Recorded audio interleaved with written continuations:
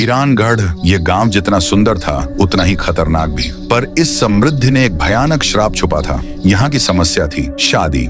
जब भी इस गांव में किसी की शादी होती, 7 फेरे पूरे होने के ठीक बाद एक अदृश्य शक्ति अचानक दूल्हा दुल्हन का सर धड़ से अलग कर देती थी।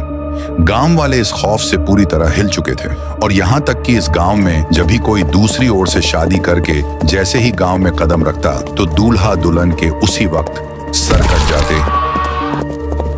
अमावस्या की डरावनी रात। इस खूनी श्राप को खत्म करने के लिए गांव में महान बाबा थुंग थुंग आए। गांव के ठीक बीच में हवन की आग के सामने बाबा थुंग थुंग ने अपना शक्तिशाली मंत्र बोलना शुरू किया। थुंग थुंग थुंग थुंग साहुर। यह मंत्र पूरे वीरानगढ़ की गलियों में गूंज उठा। जैसे ही मंत्र खत्म हुआ, बाबा के सामने कुछ चुड़ैल प्रकट हुई। मंत्र की शक्ति से वह थुंग थुंग पर बहुत गुस्सा हुई, पर बाबा की शक्ति के आगे वह टिक न पाई। पलक झपकते ही बाबा ने उसे एक पिंजरे में कैद कर लिया। बाबा ने गुस्से में दहाड़ते हुए पूछा, ये कमबख्त, तू चाहती क्या है? इस गांव के शादीशुदा लोगों को क्यों मारती है? बता, वरना तेरा खैर नहीं। डर से कांपते हुए चुड़ैल ने राज खोला। मुझे एक लड़के से शादी करनी है, बस उसके बाद मैं ये श्राप हटा दूंगी। बाबा बोले, ठीक है, सही वक्त आने पर मैं तुझे बता दूंगा। और फिर कुछ और मंत्रों के साथ बाबा ने उस चुड़ैल को अपने हाथ में रखे एक मिट्टी के मटके में कैद कर दिया। गांव वालों की सांसें थमी हुई थीं। बाबा ने उन्हें शांत किया और ऐलान किया, देखो गांव वालों, अब वो चुड़ैल मेरे मटके में कैद है। अब कोई भी शादीशुदा जोड़ा इस गांव में नहीं मरेगा। इस खबर से तुम सोच नहीं सकते कि गांव में कितनी खुशी फैल गई। चारों तरफ एक ही नारा गूंज उठा, थुंग थुंग बाबा की जय हो। अपनी महानता और शक्तियों के कारण बाबा थुंग थुंग गांव से कई कोसों दूर एक अजीब से दिखने वाले घने जंगल में रहते थे। उनकी तपस्या का अंदाज भी यूनिक था। वह एक विशाल सूखे पेड़ के नीचे हवा में उड़ते हुए घंटों घंटों तक अपनी साधना करते। बाबा थुंग थुंग की पहचान इतनी थी कि लोग दूर दराज से अपनी हर समस्या लेकर उस खतरनाक जंगल में पहुंचते थे। एक जोड़ा उनके पास आया, गिड़गिड़ाते हुए, और अपनी तकलीफें बताई। बाबा, आप महान हो, सबकी सुनते हो, सबकी परेशानी दूर करते हो। हमारी शादी को इतने साल हो गए, लेकिन आज तक हमें बच्चा नहीं हुआ। हम बहुत परेशान हैं बाबा। बाबा ने आंखें खोली और कहा, बच्चा, मेरे साथ ये मंत्र बोलो। थुंग थुंग थुंग शाहुर पति पत्नी ने एक साथ मंत्र दोहराया, थुंग थुंग थुंग थुंग साहुर। मंत्र खत्म होने पर बाबा बोले, बहुत बढ़िया, अब जाओ, तुम्हारे घर में खुशियां जरूर लौटेंगी। यह सुनकर वे खुशी खुशी चले गए और सच में सिर्फ 9 महीनों के बाद पत्नी को हॉस्पिटल लाया गया और जब ऑपरेशन हुआ तो उन्हें एक बेटा पैदा हुआ। थुंग थुंग बाबा की बात सच हो गई। एक बार ऐसे ही पोपट लाल नाम का एक लड़का परेशानी से भागता हुआ बाबा के पास आया। रोते हुए पोपट लाल बोला, बाबा, 15 साल हो गए, सफेद बाल आने लगे, पर अभी तक मेरी शादी नहीं हुई। मेरे लायक कोई लड़की नहीं मिलती। बहुत जगह गया पर कुछ फायदा नहीं हुआ। अब तो जिंदगी ही रुक गई है बाबा, कुछ करो। यहाँ तक आने में मेरी दुनिया हिल गई। बाबा मुस्कुराए, टेंशन मत ले बालक, तेरी शादी मैना जैसी लड़की से होगी।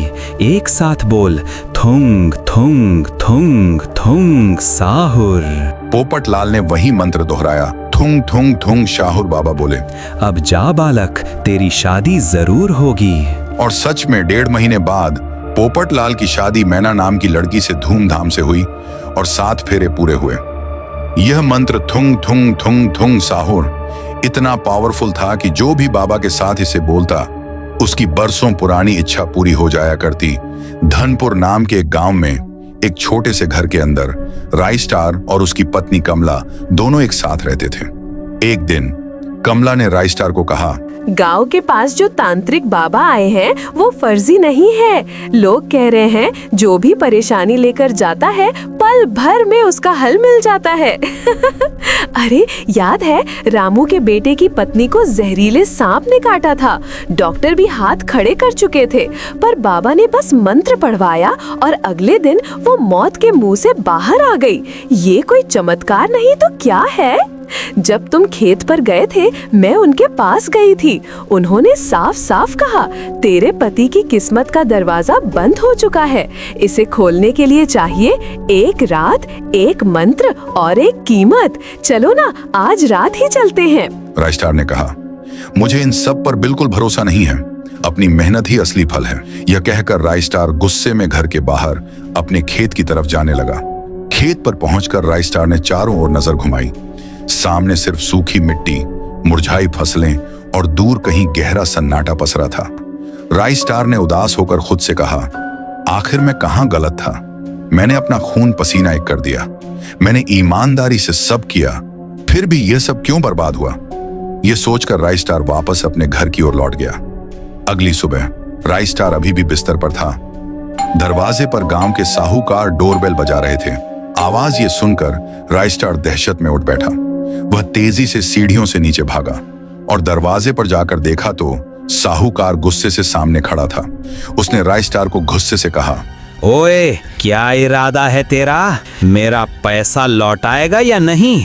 तुम जैसे लोगों के लिए मुझे मेरी नींद खराब करके आना पड़ता है। 2 महीने हो गए, कोई खबर नहीं।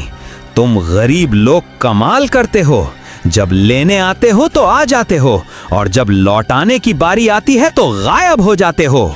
राइस्टार तुरंत हाथ जोड़कर गिड़गिड़ाया, माफ करो साहूकार, मैं सच में आपका पैसा लौटाऊंगा। बस थोड़ा और समय दे दीजिए। मेरी हालत देखिए, मैंने कर्ज का एक एक पैसा उस जमीन में लगाया, पर फसलें मर गईं। साहूकार ने कहा, समय? अब कितना समय दूं मैं तुझे? तेरा ब्याज हर दिन तेरी कीमत से भी ज्यादा बढ़ रहा है। अब मेरे पास एक ही रास्ता बचा है, तेरी जमीन अपने नाम करवा लूं। राइस्टार फूट फूट कर रो पड़ा। वह जोर से बोला, नहीं साहूकार, ऐसा मत कीजिए। बस 1 हफ्ता, मैं ऊपर वाले की कसम खाता हूं, 1 हफ्ते में मैं कुछ ना कुछ जरूर कर लूंगा। प्लीज बस 1 हफ्ता। तभी राइस्टार के पीछे कमला आई। उसके कांपते हाथों ने साहूकार को नमस्ते किया। उसकी आंखों में गहरा डर और विनती भरी थी। साहूकार ने एक पल के लिए कमला की ओर देखा, फिर कठोरता बोला, जा, तेरी बीवी की शक्ल देख के आज छोड़ देता हूँ, वरना अब तक तेरा घर भी मेरे पास गिरवी हो गया होता।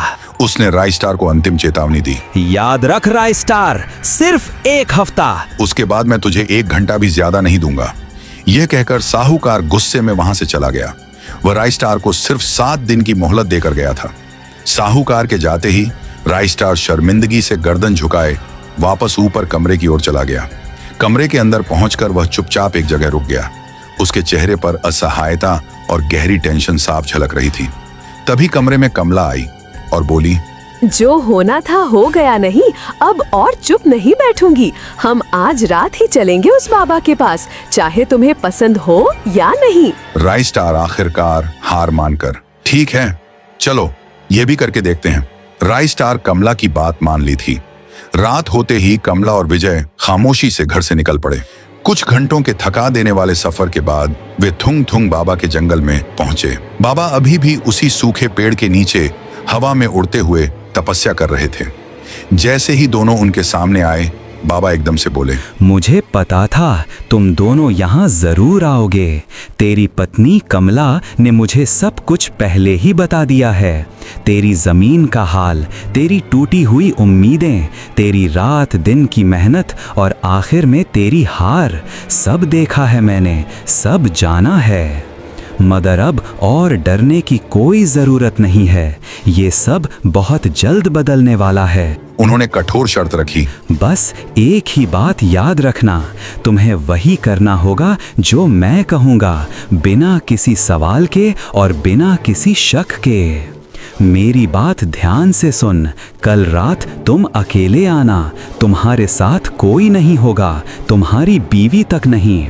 ये साधना सिर्फ तुम्हें अकेले ही पूरी करनी होगी। अगर किसी को भी साथ लाए तो सब कुछ बेकार हो जाएगा। राइस्टार ने सवाल किया, अकेले? पर क्यों? बाबा ऐसा क्या होगा? बाबा टोकते हुए कहे, सवाल मत कर, मैंने कह दिया ना, ये काम तुम्हें अकेले करना है। तुम्हारी किस्मत तुमसे नाराज है और उसे मनाना है तो तुम्हें अकेले ही उस रास्ते पर चलना होगा। अब जाओ और आज रात शांति से सो लो, क्योंकि कल की रात, हाँ, वही तुम्हारी जिंदगी की सबसे लंबी रात साबित होगी। अगले दिन सूर्य ढलते ही राइस्टार फिर से उस बाबा के पास आया, लेकिन इस बार अकेला। उसके मन में अब भी डर और बाबा के प्रति संकोच था। राइस्टार उनके सामने पहुंचा। कुछ पल तक बस गहन सन्नाटा रहा। हवा में अगरबत्ती की हल्की महक थी और पेड़ की शाखाएं रह रहकर सरसराती थीं। बाबा थुंग थुंग बोले, पता था आएगा तू, तेरे मन में अब भी डर है, पर अब वापस जाने का रास्ता नहीं बचा। राइस्टार ने झुककर पूछा, बाबा मुझे बताइए क्या करना होगा, कैसी साधना है यह? बाबा ने रहस्यमय आवाज में कहा, ये साधना उस शक्ति की है जो सबसे खूबसूरत हो सकती है, जो मोह में डाल सकती है और जो पल भर में सब कुछ तबाह भी कर सकती है। ये वो ताकत है जो तेरी फूटी किस्मत को पलट देगी, मगर याद रखना, बदले में ये बहुत बड़ी कीमत मांगती है। तूने मेहनत करके देख ली, पर नसीब ने धोखा दिया। अब नसीब को मजबूर करने का वक्त आ गया है। बाबा ने उसे निर्देश दिया। बाबा बोले, अब मंत्र सुन और याद रख, थुंग थुंग थुंग शाहुर। राइस्टार ने धीरे धीरे कांपती आवाज में मंत्र दोहराया, थुंग थुंग थुंग शाहुर। मंत्र पढ़ते ही पूरा मौसम बदल गया। हवा तेज हो गई, पत्तियां जोर जोर से हिलने लगीं और तभी मंत्र खत्म होते ही सामने प्रकट हुई चुड़ैल मोहिनी। ये वही चुड़ैल थी जिसे थुंग थुंग बाबा ने वीरानगढ़ नाम के गांव से मटके में कैद किया था। मोहिनी ने राइस्टार को घूरते हुए कहा, तुमने ही मुझे बुलाया है ना राइस्टार? राइस्टार कांपते हुए पूछा, तुम कौन हो? तुम यहाँ कैसे आई? मैं मोहिनी हूँ। तुमने ही मुझे यहाँ बुलाया है। अब बताओ, क्या चाहते हो तुम मुझसे? इस वीरान रात में, इस जंगल में तुम मुझे क्यों याद कर रहे थे? मैं बहुत बड़ी मुश्किल में हूँ। मेरी जमीन, मेरा सब कुछ छिनने वाला है। मेरी मेहनत बर्बाद हो गई। मोहिनी ने भारी आवाज में कहा, मैं तुम्हारी मदद कर सकती हूँ राइस्टार। मुझे तुम्हारी ये साधना मुझे पसंद आया है। मैं तुम्हें तुम्हारी हर परेशानी से निकाल दूंगी। तुम्हारा दुख, तुम्हारी ये तंगी, डर सब खत्म हो जाएगा। आज से मैं तुम्हारे साथ रहूंगी। तुम्हारे पास ढेर सारा धन होगा, सफलता मिलेगी और सुख ही सुख होगा। पर मेरी एक शर्त है, बदले में तुम मेरे हो जाओगे, हमेशा के लिए, सिर्फ मेरे। किसी और परदेसी स्त्री से तुम्हारा कोई रिश्ता नहीं हो सकता, न मन से न शरीर से, कभी भी नहीं। क्या तुम समझे? और अगर तुमने कभी भी ये वचन तोड़ने की हिम्मत की तो याद रखना, इसका अंजाम बहुत भयानक होगा। राइस्टार ने मोहिनी की ओर देखा। उसकी सम्मोहक सुंदरता इतनी तेजस्वी थी कि कुछ पल के लिए उसकी सोच ही थम सी गई। अपनी जमीन बचाने की डेस्परेशन में उसने बस इतना ही कहा, ठीक है, मुझे मंजूर है। धनपुर की अगली सुबह बेहद खूबसूरत थी। राइस्टार आज देर से उठा। घर में चारों ओर देखा, सब वैसा ही था, गरीबी और सूखे खेतों की झलक। उसे लगा कि वह सब पागलपन था। इस सोच के साथ राइस्टार रोज की तरह अपने खेत की ओर निकल पड़ा। राइस्टार खेत को देखा, उससे उसके होश उड़ गए। कल तक जो जमीन सूखी, वीरान और मुरझाई थी, वह रातों रात हरे भरे लहलहाते खेतों में बदल गई थी। यह किसी चमत्कार से कम नहीं था। राइस्टार को बेहद खुशी हुई। खुशी खुशी वह वापस घर लौटा। घर पहुंचकर पाया कि दरवाजे के पास कमला खड़ी थी। कमला ने खुश होकर कहा, अजी, आज तो कितना अच्छा दिन है। मैंने कहा था ना, उन बाबा के पास हर समस्या का हल है। चलो जल्दी से नाश्ता कर लो, फिर साथ में खेत चलेंगे। राइस्टार ने शर्त को याद करते हुए कहा, रुको वहीं, मेरे पास मत आना। मैं अभी सरपंच से बात करके आता हूँ। सारा कर्ज भी जल्द निपटा दूंगा। तुम अंदर जाओ और मुझसे थोड़ी दूर रहो। कमला का चेहरा उतर गया, वह झुंझलाहट में ऊपर चली गई। तभी राय स्टार ने थोड़ी दूरी पर मोहिनी को खड़े देखा। वह हंस रही थी, उसकी हंसी में एक मिठास थी। राय स्टार ने मोहिनी को एक कमजोर से मुस्कान दी। उसके चेहरे पर अब उम्मीद के साथ एक अनजाना डर भी सरक गया था। विजय तुरंत साहूकार के घर की ओर बढ़ा, कर्ज चुकाने के लिए। पर वहां पहुंचकर उसने देखा, साहूकार के घर के सामने जबरदस्त भीड़ थी। लोग दबी आवाज में कुछ सनसनीखेज चर्चा कर रहे थे। राय स्टार चिल्लाया, यहाँ क्या हुआ है? इतनी भीड़ क्यों लगी है? एक आदमी सन्न होकर बोला, अरे राय स्टार, सुनया नहीं क्या? कल रात करीब 1 बजे जब साहूकार नींद में था, एक भयानक हवा उसके घर में घुसी और कमरे में जाके साहूकार का सर ही धड़ से अलग कर देता। वो नींद में ही चल बसा। जब सुबह नौकर ने दरवाजा खोला तो वो बिस्तर पर धड़ से अलग पड़ा था। उसका कोई अपना नहीं था, ना बीवी ना बच्चे। इसका मतलब है कि हमारा सारा कर्जा माफ हो जाएगा। भले ही वजह बहुत दुखद हो, पर ऊपर वाले का लाख लाख शुक्र है। बाजू में मोहिनी खड़ी होती है, धीरे धीरे मुस्कुराती है जैसे कि उसे सब पता हो। राय स्टार के चेहरे पर हैरानी उमड़ कर आती है। वह चुप खड़ा रहा, मन ही मन समझ गया था ये सब उसी साधना का नतीजा है। वक्त के साथ विजय की किस्मत और हालत सच में बदल चुकी थी। फसलें लहलहा रही थीं, घर के बाहर महंगी गाड़ियां, नौकर चाकर, आराम की जिंदगी थी। लेकिन राय स्टार और कमला के बीच की दूरी अब असहनीय हो गई थी। विजय अक्सर रातों को बाहर रहता और कमला खामोश अकेली सो जाया करती। थकावट से उठकर कमला ने खुद से कहा, बस अब और नहीं। आज मैं उससे बात करके ही रहूंगी, अब ऐसे नहीं चलेगा। कुछ मिनटों बाद राय स्टार थका हारा कमरे में दाखिल हुआ। वह कपड़े बदलने के लिए ड्रॉवर के पास आया और शर्ट काटने ही वाला था कि अचानक पीछे से 2 नरम हाथ उसके सीने पर अटक गए। एक पल के लिए उसकी सांसें थम गईं। उसे लगा यह मोहिनी है। विजय ने उन हाथों को पकड़ा, पलट कर देखा और उसका चेहरा जम गया। वह मोहिनी नहीं बल्कि कमला थी। विजय चीखा, क्या तुम पागल हो गई हो? तुम्हें कितनी बार कहा है कि मुझसे दूर रहो? क्या तुम्हें समझ नहीं आता? कमला सन्न रह गई। उसकी आंखों में गहरी चोट और सवाल थे। तभी दरवाजे के पास खड़ी मोहिनी ने यह सब देख लिया था। मैंने कहा था ना, किसी पराई स्त्री से रिश्ता नहीं, कभी भी नहीं। फिर भी तुमने ये गलती की, अब इसका अंजाम भी भुगतो। यह कहकर मोहिनी तेजी से कमला के पीछे आई और खंजर से पल भर में कमला का सर धड़ से अलग कर दिया। यह देखकर राय स्टार जोर से चीखा, यह तुमने क्या किया? मेरी बीवी को मार दिया। ऐसा करने की हिम्मत कैसे हुई तुम्हारी? मुझे लगा था।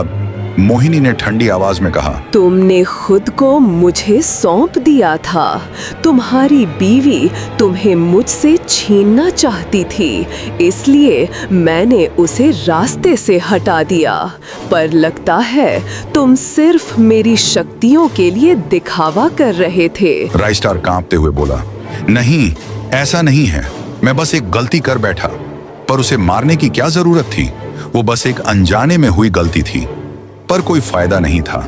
मोहिनी आगे बढ़ी और सीधे खंजर से राय स्टार का गला धड़ से अलग कर देती है और फिर दोनों ही वहां खून के ढेर बनकर रह गए।